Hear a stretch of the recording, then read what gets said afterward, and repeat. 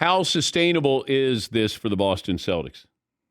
Very sustainable. I picked the Celtics to win this series in 6, and my biggest concern coming in was not if there would be a talent gap between the teams, but how overwhelmed the Celtics would be by the moment. Golden State, 123 games of finals experience. The Celtics, 0. That matters. You go back to 2012 and look at the Oklahoma City Thunder team that played Miami in the finals.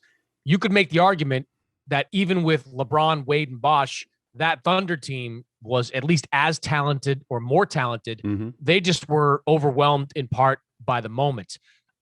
Beyond like the first couple of minutes of game 1, the Celtics weren't overwhelmed by the moment. They were very much present, and they survived, a finals record first quarter from Steph Curry to only be down by 4. Yeah. They had a lead at halftime. They had what has become their traditional third quarter pooping of the bed, and then came back and rallied and, outscored, the Golden State 40-13 before Steve Kerr threw in the towel in the fourth quarter. I just think they're the better team, Dan, in this series. And if they're not going to get shook by playing in the finals, they're going to show it. Yeah, I think, and I agree with you, after the first quarter and Steph puts up 21, and then you realize, all right, we withstood a knockout blow, and then you're leading at halftime, and I went, this bodes well for Boston.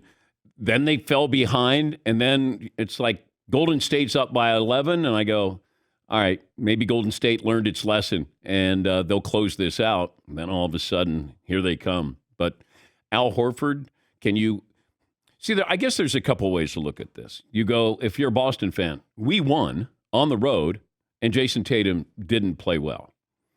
We could steal another one here. Or does Golden State go, we just didn't shoot that well, and they're not going to shoot that well, and it was really one bad quarter here?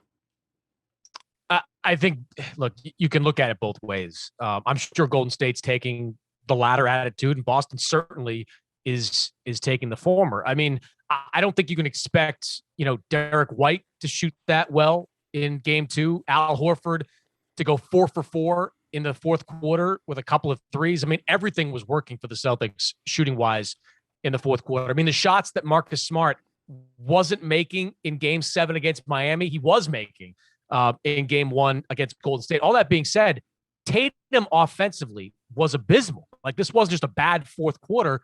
He was bad all game. 3 for 17 was awful for Jason Tatum. To his credit, he had 13 assists, and so he stuck with it and didn't force as many shots. But if you're the Celtics, your head of the snake plays that bad offensively, you've got to have a lot of confidence going into game 2, because like, as much as Golden State can be optimistic about what they can do, the Celtics aren't going to get rushed like that by Steph Curry again in the first quarter. They're not going to allow Golden State to shoot 48% in the first quarter. Their defense held the Warriors to 42% in the second half. That's more likely going to happen in game 2. The Celtics defense is that good. So I think if you're Boston, you're going to take the biggest punch Golden State's got, but you've got to believe you can come away with 2 games in this series.